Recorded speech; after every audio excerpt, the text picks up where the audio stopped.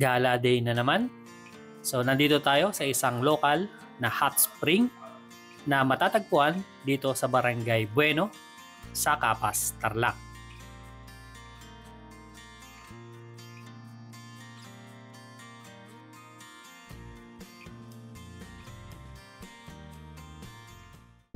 Dumaan tayo dito sa may New Clark. Ito yung sikat na Escobia Bridge dito sa New Clark.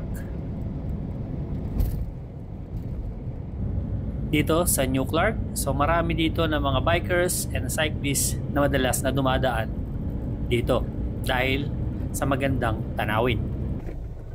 Medyo rough road lang yung dadaanan natin at medyo one way papasok ng hot spring. May entrance sila dito na 50 pesos per head. Pwede rin kayo magrenta rito ng mga cottages ranging from 200 pesos up to 500 pesos. Ito ang entrada ng hot spring. So bawal ang mga alagang hayop dito. So bawal din na nakapampers yung bata. So kailangan siyang tanggalin. May bayad yung pagbihis, pagdumi at pag-ihi.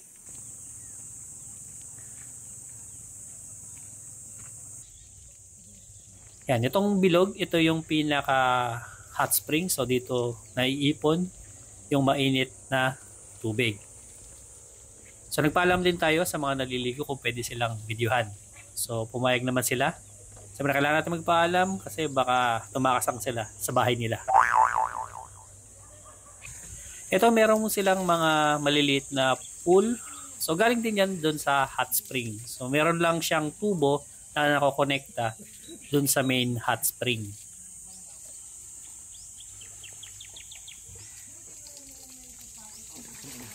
Ito pa yung isa nilang pool. So ito walang laman kasi daw tinanggalan daw nila ng laman kasi din-drain para mapalitan yung tubig. So yun makikita nyo doon sa gilid na tumutulo yung tubig kasi pinupuno pa nila. So ito yung pinakamalaking pool nila dito.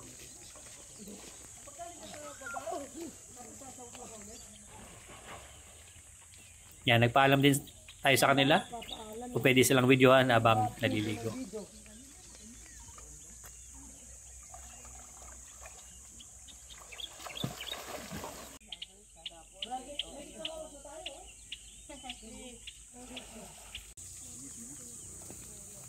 Katulad sabi ko kanina, ito yung isang pool na din-drain nila para mapalitan yung tubig.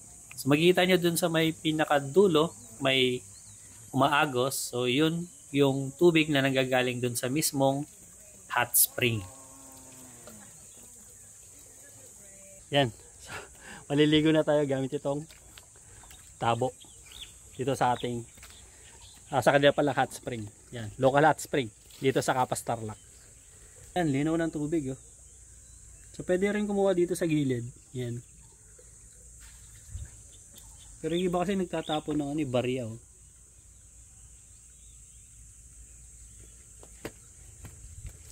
Kuha tayo dito sa fresh yung may butas.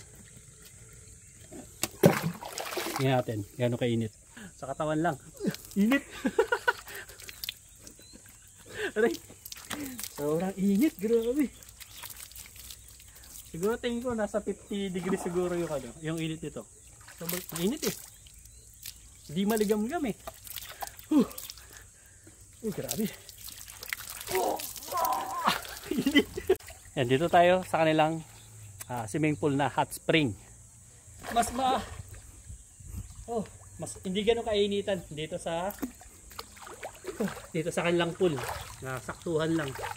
Tingin ko mga nasa 30 degrees siguro yung init ng tubig. Ng tubig medyo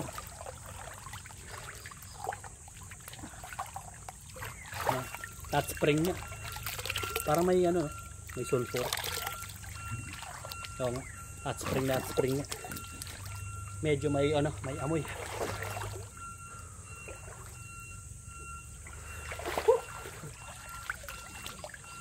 Nice.